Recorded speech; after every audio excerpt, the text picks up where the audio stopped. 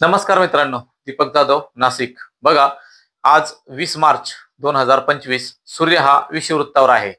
तर बघा, ज्या सोशल मीडियावरती किंवा दूरदर्शन ज्या काही टेलिव्हिजन चॅनल, न्यूज चॅनल याच्यावरती ज्या बातम्या येत आहे पावसाच्या, तर त्याच्या संदर्भात हा व्हिडिओ. तर बघा, पावसाच्या शक्यता आज कुठे आहे आपण बघूया. त्याच्या आधी ही वॉटर वेपर साधारणपणे अ, जे आपण त्याला वॉटर पाण्याची वाफ म्हणतो, जलबाष्प, त्याची ही इमेज आहे. तर पावसाच्या शक्यता कुठे आहे आपण ते बघूया. नांदेड वाघाळा ते चंद्रपूर नागपूर पर्यंत अशी एक ट्रप आहे. तर लो प्रेशर एरिया आहे, 1010 हेक्टोपास्कल हवेचा दाब.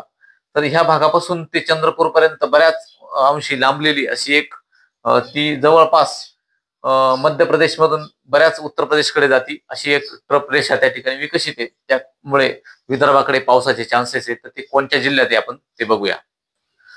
पावसाचे चान्सेस हे नांदेड लातूर पासून ते चंद्रपूर, नागपूर, वर्धा, गडचिरोली आणि गोंदिया ह्या राज्यामध्ये जिल्ह्यामध्ये राज्यातील या जिल्ह्यामध्ये पावसाच्या शक्यता त्या ठिकाणी दिसत आहे.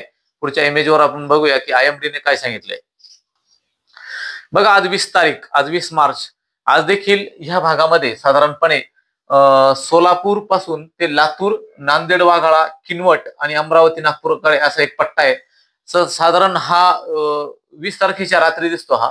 तर ह्या पट्ट्यामध्ये साधारणपणे 21 तारखेला, 21 मार्चच्या आसपास ह्या भागामध्ये थोडाफार पावसाचे चान्सेस आहे. त्याच्यामध्ये चंद्रपूर, नागपूर, गोंदिया, अमरावती, नांदेड, वाघाळा आणि लातूर या भागामध्ये पावसाचे चान्सेस त्या ठिकाणी दिसतात. बाकी भागामध्ये फक्त ढगाळ वातावरण असेल. आता 22 मार्च परिस्थिती काय असेल ते बघूया. हे जे लो प्रेशर होतं बघा, ह्या भागातून साधारणपणे रायपूर करून रायपूर बिलासपूर जो एरिया आहे, छत्तीसगडचा जो एरिया आहे, ह्या ठिकाणी एक कमी दाबाचे क्षेत्र विकसित आहे. याचा इम्पॅक्ट हा विदर्भाच्या बाजूने होतो. बघा, जर तसं मॅप जर बघितला, हे अॅनिमेशन बघितलं, हे लाल पिंक कलर मध्ये, गुलाबी कलर मध्ये दिलंय, इथे ढगाच्या परिस्थिती जास्त आहे. तर साधारणपणे बघा, पावसाच्या शक्यता कुठे आहे. 21 आणि 22 तारखेला, 21, 22 आणि 23 अशा 3 दिवस विदर्भाकडे पावसाचे चान्सेस आहेत. तर ते पावसाचे चान्सेस साधारणपणे कोणत्या बाजूला दाखवतं बघा. तर गोंदिया, गडचिरोली, चंद्रपूर, नागपूर आणि नांदेड, वाघाळा या भागामध्ये अमरावतीपर्यंत ढगाळ वातावरण आणि झाला तर 2 ते 5 मिलीमीटर पावसाची शक्यता या ठिकाणी दिसते. बाकीच्या याचा जर विचार केला तर बाकीच्या जिल्ह्यामध्ये त्याचा इम्पॅक्ट काही दिसत नाही. कोकण भागामध्ये देखील त्याचा काही परिणाम दिसत नाही. कोल्हापूरकडे पण नाहीये. पुणे, त्याच्यानंतर अहिल्यानगर, छत्रपती संभाजीनगर, मालेगाव, नाशिक, नंदुरबार, धुळे ह्या भागात याचा इम्पॅक्ट कुठलाही नाहीये. फक्त ढगाळ वातावरणच असेल. मात्र जसं जसं पूर्वेला जाऊ आपण, छत्रपती संभाजीनगरचा पूर्वेचा जो भाग आहे त्या ठिकाणी ढगाळ वातावरण असेल. जालना देखील जास्त ढगाळ वातावरण असेल, पण पावसाची शक्यता नाहीये.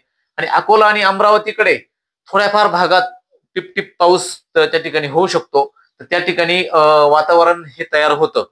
तर नांदेड, वाघाळा जे आहे लातूर पर्यंत, लातूर, सोलापूर आणि नांदेड, वाघाळा या भागामध्ये जास्त ढगाळ वातावरण तयार होऊन थोडीफार स्थानिक वातावरण तयार होतं. काय होतं, या दिवसामध्ये टेम्परेचर हे 40च्या प्लस होतं आणि तापमान अधिक वाढलं की ह्या दिवसात एखादी सिस्टम जर आली तर त्याचा परिणाम हा दुपारनंतर वळीव पाणी त्या ठिकाणी येत असतो.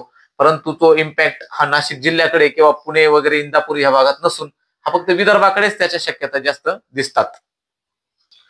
22 मार्चला या दुसऱ्या मॉडेलवरून असं दिसतं की फक्त नागपूरच्या किंवा गोंदियाच्याच भागामध्ये थोडेफार पावसाचे चान्सेस हे दुसरं मॉडेल दाखवत आहे. बाकी महाराष्ट्रामध्ये फक्त ढगाळ वातावरण अंशतः राहील, पावसाची शक्यता नाही. बघा, भारतीय हवामान खाते, इंडियन मेट्रोलॉजिकल डिपार्टमेंटनी ज्यांच्या पेजवर टाकले आज की 20 मार्चला कुठल्या भागात पावसाची परिस्थिती असते. तर हा जो नारंगी कलर दिसतो, हा नारंगी कलर मध्ये त्या ठिकाणी अधिक पावसाच्या शक्यता असतात. येलो कलर म्हणजे पिवळा कलर जो असतो तिथे मध्यम पावसाची शक्यता असते. आणि जिथे ग्रीन कलर असतो त्या ठिकाणी पावसाची शक्यता ही नसते, फक्त ढगाळ वातावरण असतं. तर बघा, सिस्टम ह्या बाजूला आहे. म्हणजे साधारणपणे जो छत्तीसगडचा भाग आहे, मध्य प्रदेशचा भाग आहे, या ठिकाणी पावसाच्या शक्यता त्या आहे. पण त्याचा लगत जो महाराष्ट्र आहे त्याच्यामुळे आपल्याकडे येलो झोन दाखवतं बघा 20 तारखेला. तर याच्यामध्ये मग हे जे जिल्हे येतात, गडचिरोली, गोंदिया, चंद्रपूर, नागपूर, वर्धा, यवतमाळ आणि अमरावती या भागामध्ये आज अति ढगाळ वातावरण राहील 20 तारखेला. त्याच्यानंतर 21 तारखेला आयएमडी काय म्हणते ते बघूया आपण. 21 तारखेला आयएमडीने फॉरकास्ट असं केलंय की हा पट्टा थोडासा पूर्वेला सरकतो. म्हणजे साधारणपणे महाराष्ट्रात ज्या काही पावसाची शक्यता आहे ह्या फक्त 21 तारखेलाच शक्यता दिसतात. बघा आता 21 मार्चला गडचिरोली, गोंदिया, वर्धा, चंद्रपूर, यवतमाळ, अमरावती आणि नागपूर या भागामध्ये हा जो नारंगी कलर आलाय या ठिकाणी दुपारनंतर वळीव पावसाच्या शक्यता त्या ठिकाणी दिसतात.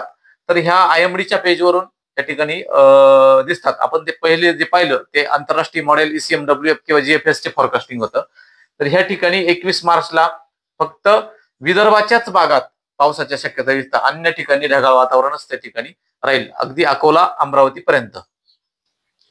22 मार्चला पुन्हा एकदा संपूर्ण महाराष्ट्रामध्ये ग्रीन पट्टा दिसतो. म्हणजे त्या काळात पावसाच्या शक्यता ह्या कमी होतात. म्हणजे पावसाची शक्यता फक्त विदर्भामध्ये आज आणि 21 तारखेला म्हणजे उद्याच दिसतं फक्त. परंतु हा जो तटवर्ती भाग आहे नांदेड, वाघाळा, लातूर या ठिकाणी 22 मार्चला ढगाळ वातावरण थोडंफार झाली तर बुंदाबांदी पाऊस त्या ठिकाणी होऊ शकतो. बाकी पावसाची शक्यता ही जास्त नाहीये.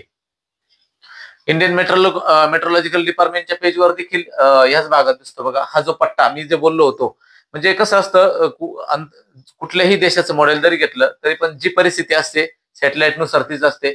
असा एक लांब पट्टा हा महाराष्ट्रापर्यंत येतो आणि नांदेड पासून तर असा नागपूरकडे त्या ठिकाणी डेव्हलप दिसतो. त्याच भागामध्ये थोड्याफार पावसाची शक्यता आहे, अन्यथा बाकीच्या भागात पावसाची शक्यता दिसत नाही. 22 तारखेला देखील बघा 22 तारखेला साधारणपणे नांदेडच्या आणि नागपूरच्या ह्याच भागात वातावरण मी जे बोललो त्याच पद्धतीने आयएमडीचं जे पेज आहे ते दिसतं त्या ठिकाणी. 23 ला मात्र हे वातावरण महाराष्ट्रातून बाजूला होऊन फक्त तटवर्ती भागामध्ये, विदर्भाच्या तटवर्ती भागामध्येच त्या ठिकाणी पावसाच्या शक्यता या ठिकाणी दिसतात. म्हणून बघा शेतकरी मित्रांनो, हे जे ढगाळ वातावरण निघालं, कुठलीही ही सिस्टम पूर्व बाजूने, ती पूर्व बाजूच्याच राज्यात जास्त पाऊस आहे या ठिकाणी हा जो दिसतो. पण त्याच्या बाजूला असलेले जे महाराष्ट्राचे जिल्हे, मग त्याच्यामध्ये विदर्भाचे जिल्हे मी जे मेन्शन केले 5 ते 6 जिल्हे आणि मराठवाड्याच्या काही लातूर वगैरे किंवा नांदेड, वाघाळा ह्या भागामध्ये थोड्याफार प्रमाणात ढगाळ वातावरण होऊन अंशतः हलकासा पाऊस त्या ठिकाणी शक्यता दिसते. अन्यथा उत्तर महाराष्ट्र, कोकण आणि पश्चिम महाराष्ट्र या भागात पावसाच्या शक्यता ह्या कुठल्याही नाहीये. विशेषतः नाशिक जिल्ह्यात घाबरून जाण्याचं काहीच कारण नाही, फक्त ढगाळ वातावरण असेल. अन्य जिल्ह्यात देखील अगदी जळगाव, धुळे वगैरे या भागात ढगाळ वातावरणच होईल. अकोला, अमरावती पर्यंत फार तर फार त्याची लास्ट बॉर्डर दिसते.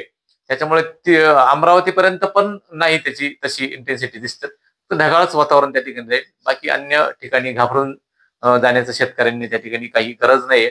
वातावरण जर बघितलं तर साधारणपणे 25 तारखेपासून वातावरणामध्ये मोठ्या प्रमाणात तापमानात वाढ होताना दिसते. 26, 27, 28, 29 ला हाय टेम्परेचर सगळ्याच राज्यामध्ये, जिल्ह्यात दिसतंय. फक्त साधारणपणे कोल्हापूर आणि सांगलीकडे टेम्परेचर हे डाऊन होऊन ते पावसाची शक्यता ही 31 मार्च ते 1-2 मार्चला कोल्हापूरकडे थोडी पावसाची शक्यता त्या ठिकाणी दिसते. आणि 4 एप्रिलच्या आसपास एकदा मध्य महाराष्ट्र म्हणजे पुण्याच्या आसपास, छत्रपती संभाजीनगरच्या आसपास वातावरण खराब होण्याचे चान्सेस आहे. पण तो पुढचा अंदाज आहे, आपण पुढच्या व्हिडिओमध्ये तो देऊ. पण तुर्तास तरी हाच अंदाज सगळ्यांनी लक्षात घ्यायचा आहे. पावसाच्या शक्यता या आयएमडीच्या GFS मॉडेलनुसार, आयएमडीच्या फॉरकास्टिंग नुसार आणि विदेशी मॉडेल GFS ECMWF नुसार तरी पावसाच्या शक्यता ह्या विशेष काही त्या ठिकाणी दिसत नाही. धन्यवाद.